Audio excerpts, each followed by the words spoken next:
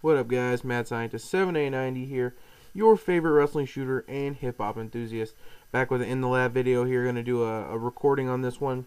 And got three topics for you, like always. And the first thing I'm going to talk about here is something that's been going through my mind quite a bit, actually, over the last several weeks since WrestleMania. And that's the ridiculous amount of debuts that they're doing. And squash match, just complete squash fest. You got Funkasaurus, Brodus Clay, squashing people still. You got Ryback squashing people. You got Lord Tensai squashing people. Antonio Cesaro just debuted. He's squashing people. Just people are just jobbing out left and right. Just ridiculous amount of squashes. What do you do with these guys? What do you do with Tensai? What do you do with Clay? What do you do with Ryback once they can't squash anybody anymore? Like, are you gonna just put all three guys in just a triple threat and just let them go at it and just free ball it and see who can get over the most? Because obviously, I mean, I just don't see where it goes from here. Like, all three of these guys look virtually unbeatable. You're gonna have all three of these guys have matches with John Cena, and John Cena come out the winner somehow. Even Lesnar seems like a guy that, when he gets in the ring, no matter who he gets in the ring with, unless it's John Cena or The Rock, everyone else, it just seems like he's going to squash them. The amount of squashing going on in WWE is ridiculous. There's a lot of bug squashing, I guess you could say. And I don't really know what their plan is here. Like, out of these three guys, my favorite, I like Lord Tensai. I think the gimmick's good. I think, I like him the most, at least. And I think they really could do something with him. Really, he's kind of in that Umaga mold right now. He's kind of playing. He's literally the spot on Umaga. And he's definitely a lot better worker now than he used to be, and he's probably the best big man worker they got in their company right now. So I'd probably say he's a better worker than Clay, obviously, and I'd probably say he's a better worker than Ryback as well. But I don't know what they're doing. Like, they have to do something with these guys, like, eventually, because I mean, these smaller guys. How are these guys going to get over if all you have is just big guys who are just squashing people all the time? It's just not believable. You've seen what happened with Dolph Ziggler at Extreme Rules against, Clay. I mean, that was just a elongated squash. So, I don't know. I just thought I would throw that out there, guys. Let me know what you guys think out there of just the outrageous amount of just squashing going on. Just when there's a whole bunch of spots in a high flying match, you call that a spot fest.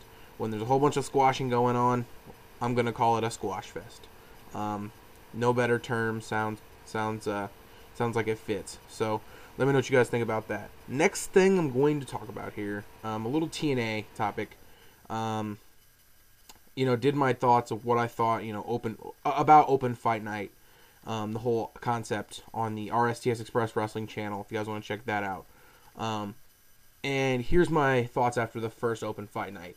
Virtually, in my opinion, I think the first night failed. I think the first Open Fight Night that they did, I think it failed. The concept was interesting. The whole show was interesting. The people were calling each other out. There's people backstage, doing that whole deal. But to me, this really did nothing. But just have a lot of airtime for Hogan. Gave him a lot of airtime. And basically got Hogan's boys over. As soon as they showed the tag, he decided that the tag team titles were going to be defended, and they showed the teams that were going to be in that match. I didn't think it was going to be any other team than Jeff Hardy and Ken Anderson, Mr. Anderson. I knew right away it was going to be them. Like, no doubt in my mind. And the build up to eliminating them was just terrible. Oh man, Hogan said that Aries is the greatest man to ever live. That's obviously true. But he said that Joe and Magnus were the greatest tag team of all time. And he still called Samoa Joe Samoan Joe. So obviously he has no idea what he's talking about. But Not only did that fail, I think the whole idea of that the tag titles being defended, the idea of bringing in outside talent to see if he impressed anybody or whatever to get a contract, that failed immensely. The guy didn't get any offense in. He did literally nothing. How are you supposed to evaluate that? Like how, like as a fan, like he did nothing. He told a little story about why he's wrestling and he wants to make it to the big time and yada yada yada. But when he got in the ring, he wasn't able to show anything. He pretty much got squashed, and it was just absolutely pointless.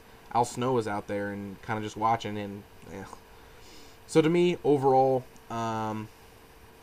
their first open fight night failed. As of right now, if Hogan's doing a lot, I can tell Hogan is doing a lot of booking with a lot of this stuff going on because, what Rob Van Dam just randomly shows up out of nowhere, and just he's been gone for several months and then just randomly shows up, and then a couple weeks later he gets a title shot at Bobby Roode. Like that makes zero sense to me also. So I think that this open fight night, if they don't work with something else, really maybe even let the guy who's coming in, who's going to be the independent talent, get a little offense, build around this. Also with Devon, oh my God, Devon won. He beat Gunner last week, and then he beat Bully Ray this week. Two guys who've legitimately been doing stuff for the company the last just several months, and then Devon just randomly hadn't been on Impact and just randomly wins a TV title and is just gone for a full month. And he comes in and just beats guys. Like their booking is so just out of whack. It's ridiculous right now.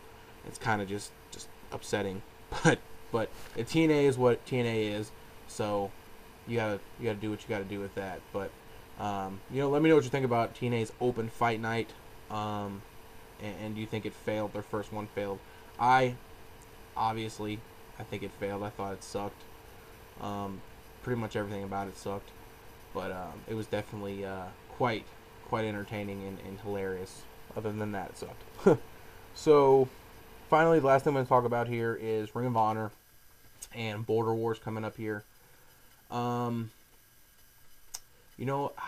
It's like, I believe it's 2 weeks till Border Wars, I want to say, or a week and a half. I can't remember. It's coming up pretty soon. I still don't think they have a pay-per-view provider. I may be wrong. Let me know if I'm wrong out there, guys. But Border Wars. Border Wars is an interesting pay-per-view here. To me, this really has such an interesting feel to it. Okay, some of you guys may not feel this way, but I kind of get the feeling with this.